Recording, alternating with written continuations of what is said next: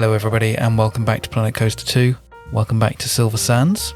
And welcome to something a little bit different today. We are going to be mainly doing a time-lapse speed build. And it is another day, another episode where the thing I'm building is not in the park. It's not a ride, and it's not even a roadside attraction this time.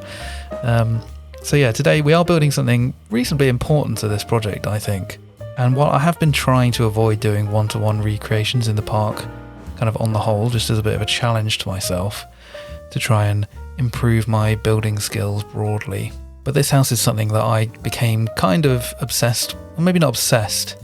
I became very interested in this house for a period earlier this year, and then that sort of spiraled off into this general interest in like modernism and mid-century modern and a lot of the other things, which then kind of made me want to start this project. But yeah, I was kind of becoming really interested in this before I'd even started thinking about doing this as my next Planet Coaster project. And then as the sort of inspirations for, as the inspiration for the park started coming together, I sort of locked this in as something that I definitely wanted to build in the area outside the park. Partly just because I thought it'd be really fun to try and remake it in the game, and partly, as I say, just because it was part of the kind of one of the things that got me inspired to kind of go down this architectural rabbit hole in the first place. So yeah, basically this house is the Kaufmann Desert House. It was designed by modernist architect Richard Neutra and built in 1946. And Kaufmann, the person who commissioned the house to be built, is the same guy that commissioned Frank Lloyd Wright to build Falling Water, which is, you know, one of the most famous, certainly one of the most famous buildings in America, North America. A really classic piece of like modern architecture. And so yeah, this house anyway is kind of like the quintessential kind of modern desert house. It like inspired this whole kind of slew of similar kind of copycat houses basically, and it's in Palm Springs, so it's basically like perfect for this project in that way. And as I say, it was built in 1946, so it was right at the start of the kind of what was going to become the mid-century modern movement, although this house is not really, I don't think anyway, not really mid-century modern. So yeah, to rewind a little bit, I guess I've been reading a bit about this, and I would say I'm by no means an expert, so feel free to correct me in the comments if you're particularly knowledgeable about this stuff. But yeah, it fascinates me. I've been reading about it, I've been looking into, you know, sort of art history, architecture history, all that sort of stuff. And yeah, modernism's kind of interesting. It's like, I think it's a little bit of a divisive style.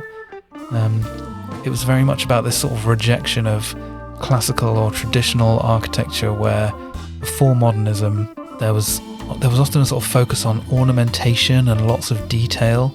You know, every building was clad in layers of detailed stone or wood carvings, lots of kind of filigree or whatever you want to call it, expensive masonry, lots of shingles or whatever, you know, whatever these buildings were covered in, or, you know, interior or exterior, it required lots of very skilled, expensive artisans and labourers to create and construct, and essentially it served no purpose architecturally other than to just sort of look nice, basically. And if you want to be kind of cynical, it sort of suggests that the owner of the building is wealthy or important. And in many ways, you know, those old buildings are very impressive. You know, the way that engineers and architects figured out how to kind of like seal a building, as it were, you know, like air and water seal a building while having all of this kind of really complicated cladding on the outside of it. Like, from an engineering perspective, that stuff is really impressive. Anyway, that's a completely other topic. But yeah, with every kind of cultural, artistic movement, you eventually get this swing in the other direction. So with modernism, the idea was to sort of reject the old way and say form should follow function, and that all these non-essential elements should be stripped away, you know, and you essentially end up with boxes. At least that's what people like to meme about. But that the kind of box style is kind of called, I want to say, the international style, which is what Richard Neutra tends to favour. It's very kind of man-made, lots of straight lines, simple forms. And yeah, they sort of thought that modern buildings should be using modern building materials and techniques. You shouldn't do all this unnecessary extra stuff. You know, if you're going to construct a steel beam with a concrete form on top of it, that the building should be a steel beam, and you should be able to see the steel beam and the concrete form in the final building, and don't like hide it under all this unnecessary, fancy stuff. And then there was also this kind of big effort in modernism to sort of blur the line between the outside and the inside of the building. And this is like so common in buildings now that it sort of seems strange to point it out. I always, this is one of those things where I feel that way, because we live in this kind of postmodern world where everything from the past is sort of mashed together, subverted or celebrated side by side. But this was really the sort of the start of the idea, at least in Western architecture, especially residential, of bringing the outside in through, huge glass, sliding doors, massive windows. And I'm specifically talking about the USA here. I'm sure, there are movements happening everywhere else in the world, of course. Many of the architects that were sort of spearheading this movement in the US were immigrants from Europe, where the Bauhaus school had kind of kick-started this whole modernist movement. And Frank Lloyd Wright, probably the most famous modernist architect, famously went to Japan and basically ripped all of his ideas off from his trips to Japan.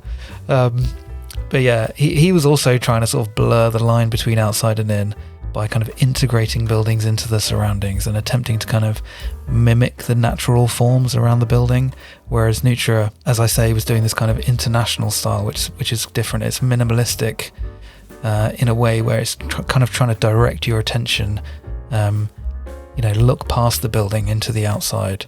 Everything's very simple and open and clean. So yeah, anyway, there's this the broad idea of bringing the outside into the building and the inside out.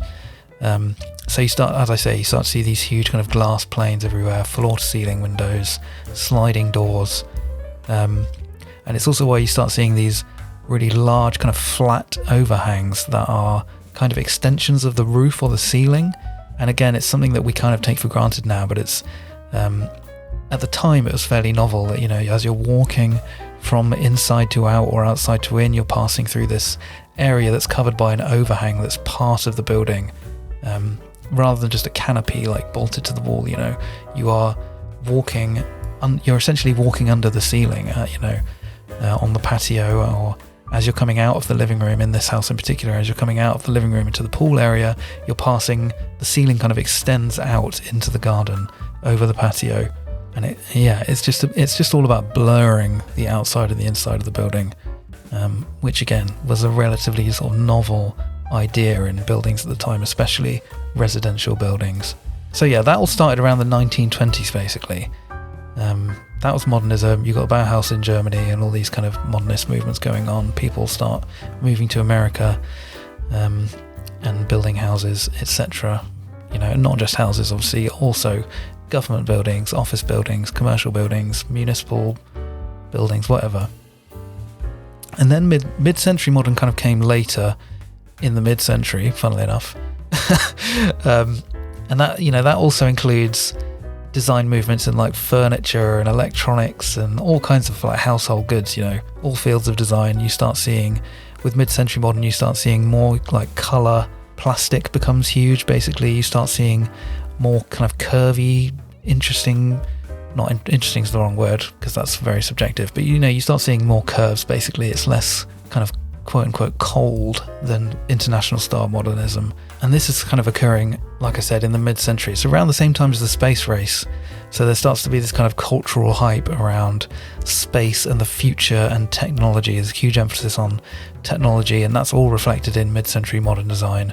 These kind of advances, technological advances in materials, especially plastics, allows for this kind of exploration of these new and interesting shapes and forms and patterns and colours that you weren't traditionally seeing in design and architecture. And you end up, as an offshoot of that, you end up with Googie, and it's often called like retrofuturism now, but all the stuff that you see at like Tomorrowland at Disney, or you see it in like mid-century diners and supermarkets, and all these buildings start having these really interesting kind of roof shapes and interesting structural elements. Furniture starts being kind of wavy, you get these kind of wavy plastic chairs and all that sort of stuff. That's like mid-century modern to a T, basically. Anyway, Palm Springs is kind of a hotbed for all of this stuff. especially, modern and mid-century modern houses. And I think that's mainly because the land there was super cheap to build on. Because it's like in the middle of the desert, it's very hot. Nobody wants to live there, but it's like, it's not comfortable to live there. And at the time, I don't think aircon was super common especially in houses. So yeah, it's hard to sort of build comfy homes there. And that's why this modernist style works really well there, right? You've got all these big overhangs that provide lots of shade. You've got these like sliding doors. You can open up all the doors and you can create ventilation by letting air flow through the house. And single story housing also just sort of stays cool, right? Heat rises, so keep it all on one story. So yeah, as a result of this, there are like lots of people, as you've got this new kind of style evolving, lots of people are thinking, wow, let's build nice houses in the desert. We can keep them nice and cool, and it can be a nice holiday home for all the rich people that live in Hollywood or, anywhere really. So yeah, as a result, you've got many famous examples of these styles in the houses in Palm Springs from famous architects like John Lautner, obviously Richard Neutra, loads of people. And yeah, if you're interested in learning more about this sort of style and period, I really recommend looking into the Case Study Houses project, which is a project started in a magazine, I think called Arts and Architecture, by the editor of the magazine. And he basically said, I think we should design a bunch of houses for this new kind of modern era that typical families can live in. And he got a bunch of these guys that I've mentioned, as well as others like the Eames, the husband and wife kind of design team. You're probably familiar with their chairs, as well as loads of other, famous architects. I say famous, I hadn't heard of half of these people before I started looking into this stuff. But yeah, he wanted people to design houses, and some of them are built, some of them weren't built. They're all very cool and worth looking into, especially if you're into this sort of style. But yeah, they're all sort of case studies, so they're all kind of proposing interesting ways to use all these new ideas and technologies and materials to make family homes. And yeah, some of them are just very cool, I think. And there's lots of documentation about them, loads of plans and photographs. They're very easy to look into. And then on a similar note, the Eichler homes, and Eichler is a guy, again, I can't remember his name, his first name, but he's another guy who wasn't an architect, who was like, he was quite straightforwardly like, there's going to be loads of money in the post-war housing boom, people are starting families, we should design tract housing in this like cool new style, using all the same modern kind of materials and techniques and everything. And again, as a result, you just end up with all these really cool houses. Again, cool is subjective. If you're into this style, they're very cool. If you're not, you might think they look boring or simple or whatever. But yeah, I'll leave some links in the description to some videos and some Wikipedia articles and stuff if you want somewhere to start looking into this stuff. As with any other period of art or architecture, there's this whole interesting world to jump into, which sort of spans off in infinite directions into the future, the past. One movement influences another movement, Yeah, I just find it super fun and interesting to look into, and I just like looking at all the nice pictures as well, basically. Anyway, enough of the very long sort of ham-fisted history breakdown.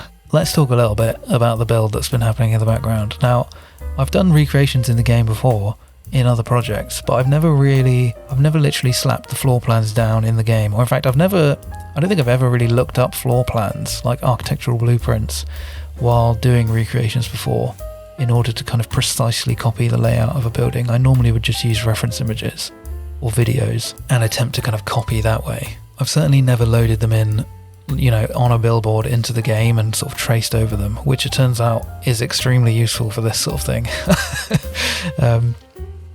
Yeah, with this, I did start doing it just by eyeballing it from, like I say, from photos, and I had the floor plans up on my second monitor, but I wasn't like measuring and being super precise. I was just kind of, like I said, I was eyeballing it, and you'll probably notice on the time-lapse I was quite frequently having to make little adjustments here and there to stuff that I placed down because I had miscalculated the size of something, because a reference image is taken on a telephoto lens from a particular angle, it foreshortens the image, the wall looks shorter than it actually is, and then you look at another angle and you suddenly realise you've got it completely wrong. So I think it's really important, if you're going to use reference materials, to try and find as many angles as you can of a particular thing, and that's if you're just using photos. Ideally, you want to be cross-referencing photos with videos, with Google Maps, with, if you can get them, floor plans, blueprints, super useful. Yeah, you want to be kind of like mixing all that stuff together and cross-referencing. That's if you're like, if you're seriously trying to recreate something. I think that's going to give you the best chance to get it right, because otherwise you'll realize, you've made something too small, or you've missed a little detail, whatever it is. So I think after maybe the first building session, maybe it's on the second day, I end up literally loading the blueprint into the game on a billboard and then setting that up. And it became immediately obvious that like some of the building I'd already done, the living room and the master bedroom, it was like slightly off, not in a major way. The pool was actually one of the things that was the most off. I just made it way too, it was too wide and way too short. So I went back after the fact and adjusted that to make it match. And then the rest of the house, after the bit that I'd already built there, I'm matching it to the floor plan exactly, basically. And as a result of this, like I say, it's that first little bit is not 100% precise. But it's kind of really illuminating when you start following plans like this, especially on a house like this that's like really elegantly designed. There are all these little things that you don't necessarily notice when you're just looking at it from the outside, or especially if you're just looking at reference images that are taken from fixed angles where you can't sort of notice everything. The way that certain walls and windows line up, the house has this kind of appearance from the exterior. It's not necessarily random, but it just sort of looks like some rectangles kind of slapped together. But when you actually kind of study the floor plan, you see that the way that these shapes will sort of line up with each other is very, like I say, it's kind of elegant. You have these wings that are spreading out from a central hub in the living room, and then the way that the interior space sort of slices up these basic rectangular shapes to create this really interesting flow through the sort of floor plan. When you're recreating something like this, you start seeing these brilliant little details. And I think I've learned quite a lot, at least I hope I've learned quite a lot from doing this. That was kind of the plan. That was kind of the plan for doing it, was an attempt to kind of glean some knowledge, especially about laying out interior spaces, which is something I've talked about a little bit before, like, laying out your interior first before you do the exterior. That's really helpful in this game. But I think even doing that, I still struggle to think about how an interior should be laid out. And I think that's perfectly like normal, right? I'm not an architect, I'm not a designer, I'm not any of the like thousands of professions that go into making, engineering, designing a theme park, let alone a single building. So I don't know jack about any of this stuff. So I think it's like, I certainly find it interesting and valuable to do exercises like this where you kind of are recreating something verbatim, or attempting to. I say verbatim, obviously, as I already said, like I was eyeballing the start of the building, so it's not 100% perfect. Anyway, on that topic, I guess remaking the building kind of feels, in a way, it sort of feels like stolen valor. It's like, I know this isn't a fair self-criticism, because I've done it, I've done recreations plenty of times before, and I enjoy the work of others that employ similar methods. But in this case, especially, for some reason, when I post pictures of it, I feel bad somehow if someone says it looks nice. Like, it looks nice. It's the Kaufmann house. Like, it's a beautiful building. I didn't come up with it. Maybe there's something to be said for the fact that I've managed to make it look nice in the game, at least to my standard. I don't know. And don't get me wrong, I think the end result looks like absolutely awesome. Although, I don't know. That's another weird thing where it's like, usually on YouTube, I'll say how chuffed I am about everything. And, I mean that to an extent, but I also, don't get it twisted. I am filled with self-doubt. I'm very kind of self-critical. I always look at my stuff and compare it to other people's and think, oh, my stuff sucks. Like, why am I doing this? What am I doing? I'm filled with all the same, insecurities as everyone else, I'm sure. But part of coming on YouTube is about, projecting this kind of positive vibe into the world. It's not fun if I come on here and say, I did this, I think it's fine, but this is wrong with it, and this is bad, and I think I'm terrible, and I'm worried what you think of it. That's not fun for anyone. Nobody wants to hear that. So normally, I come on here, I say I'm chuffed. I do mean it, but to an extent, I'm forcing myself to be sort of, to project this positive vibe to make the video palatable, right? But yeah, in this particular case, I am like really, really pleased with how this looks. Like, I think it looks amazing. You know, it might be some of the best stuff I've done in the game, maybe, but it's not really my work. You know what I mean? Like, it's somebody else's building. I just made it in the game. So yeah, I don't know. It's kind of a tricky thing to grapple with. I know that Mary's Revenge has kind of talked about this a bit before. Doing his Disney World remake, he's expressed similar thoughts. But as I say, you know, I'm never watching his videos and thinking, yeah, it's good, but like, you didn't actually like come up with any of these ideas. I'm always just watching it and I'm like amazed and impressed by his ability to like make the thing in the game that looks really nice, and the way he uses the pieces and the attention to detail. And yeah, I think there's definitely value in this act of like recreating something that you love in the game. It's this kind of expression of appreciation and joy to recreate something that you admire. And I think it's like a satisfying experience to study, and learn from something that you find masterful. It's like learning to play a song that you really like or something, you know, on an instrument. Nobody would say like, oh, why you just like learn someone else's song? That's not impressive. It's like, yeah, I think it's kind of a satisfying thing to do that can bring joy to yourself and hopefully to others. Okay, anyway, I think on that I'm going to cut the time lapse off here because I've run out of stuff to waffle about basically, and I also failed to record large chunks of the building process for this. As is often the case with time lapses, I'll record a first chunk and then I'll stop recording to go and, you know, do something else, go to the toilet, eat dinner, hang my washing out, whatever, come back, carry on building, realise I haven't been recording for, 2 hours or something. Eventually I was just like, well, I'm just not going to bother recording the rest of this because I'm sure half the footage looks very similar anyway. So I will catch you up with the finished product in the live section coming up.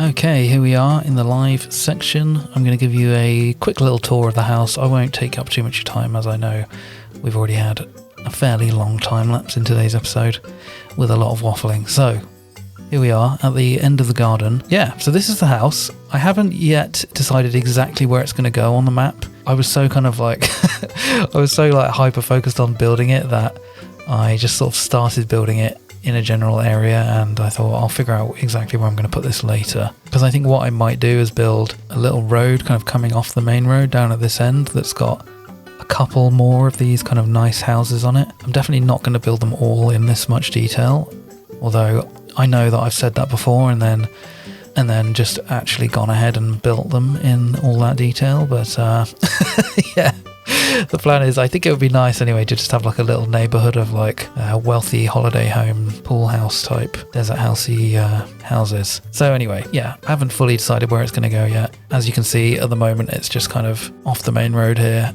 on the world. I built it all on the world grid just to make it easier. So yeah, it's just kind of randomly placed. But yeah, as I say, I think I might move the whole thing left over here and have kind of a road that comes off with a little kind of neighborhood of houses along the edge of the map here. But yeah, basically, this is the house in its entirety. One like major feature of this house, if you go and look at it on Google Maps, is that it's like, when you see photos of it, it looks like it's in the middle of the desert, right? You've got this like desert kind of rolling valley hills in the background.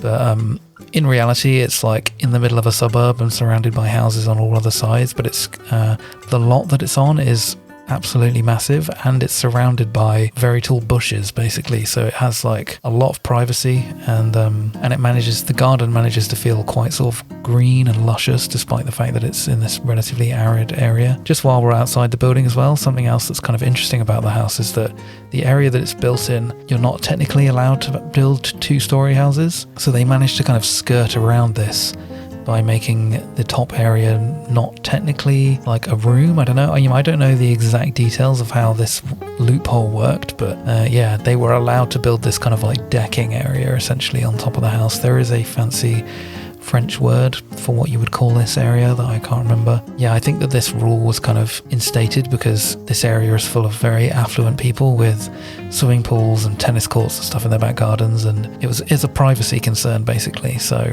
but yeah, anyway, the house basically has this kind of nice decking area up on the roof here where you can sit in the shade and you can watch the sunset over the hills. Something else out here is that behind the master bedroom here, there's this kind of walk-in closet area that's also connected to like a bathroom on the end here, which I didn't build. And the bathroom is kind of connected to the outdoor area through this little door here. And that's partly because pool parties were absolutely huge, you know, in the mid-century in Palm Springs. So they wanted to have this way that, you know, your guests could kind of come in and they can get changed and use the toilet without having to walk through the rest of the house, you know. And then down at the end here, we've got this little utility building that's got, you know, all of the kind of filtration and pump stuff for the pool, as well as the boiler for the underfloor heating, which I think is throughout the entire outdoor area and the inside, all the inside. And then, yeah, so this is the kind of the outside of the building. As I was talking about in the time lapse, you've kind of got this central hub here with the kind of entrance hall here, and then the living room, and then you've got these kind of wings coming off of it. You've got the master bedroom on the right here. These are the kind of guest bedrooms up at the north here, which are kind of connected to the house via this kind of terrace area here, which is covered with a shade cover, and then there's like an outdoor kind of patio seating area. And then on the west wing here, you've got the kind of, originally this was built, I think, as the servants' quarters, because, you know, the people who built this house were very rich. And I think in the modern day, these are just like, you know, family rooms for kids or whatever. And then, as you can imagine, the servant quarters are kind of connected to the house by the kitchen, basically, through this little corridor out the back here. And they also have a separate entrance into the house here. And then I haven't built it yet, but the entrance to the house is basically over here. You have like a driveway which pulls into this kind of carport here. And then there's a path that you can walk up, which connects with a little gate here to this kind of entranceway, which leads up to the kind of glass front door.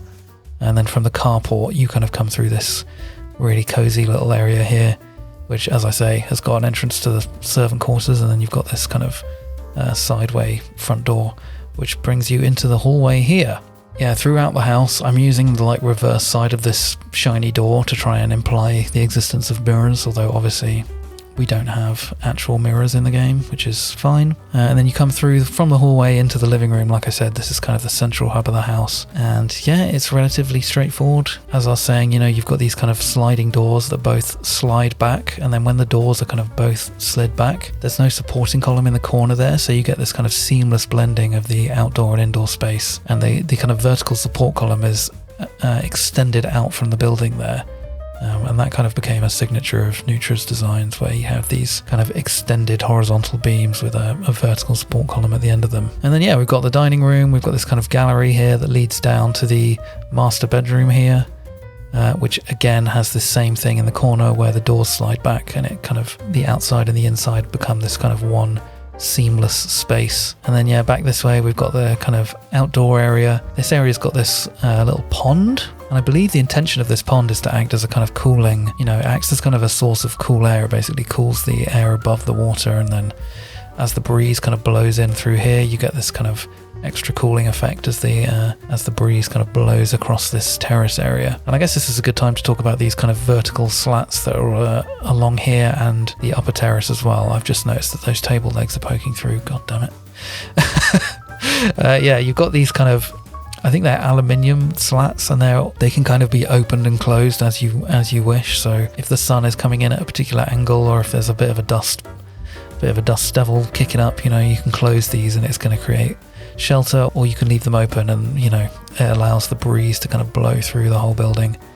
And then, as I said, over here we've got the guest bedrooms, which are just very simple little bedrooms. And again, I'm noticing this is sloppy work. I'm so sorry, everyone. Also not sure what's happening here. That's something to do with the path that I've put in. I haven't built any of the bathrooms because I just thought that was a step too far.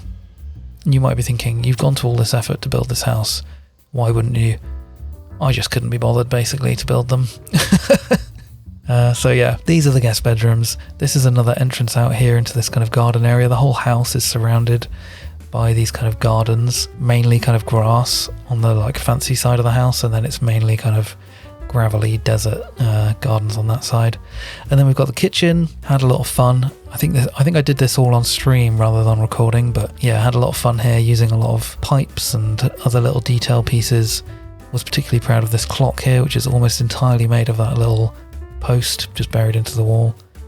And then we head through this sort of dark corridor here into the servants' quarters, or the kids' bedrooms, which are quite pleasant, I think. Actually, I might even prefer these to the guest bedrooms, to be honest. Yeah, I think that basically covers it. I had an absolute blast building this. Like I said, I'm extremely chuffed with how it came out. Obviously, I do need to go back and fix some of these things, and yeah, I need to bed it into the file properly and build a little connecting road, and like I said, maybe a couple more houses. We shall see what happens. But yeah, thank you as always for joining me. I very much appreciate all the love and support on the videos. It means a lot to me, and I'm just really glad people are enjoying this series as much as they seem to be. I'm having an absolute blast with it. Next time I will present a ride, a ride in the game Planet Coaster. But yeah, thanks very much for joining me, and I will see you next time. Bye!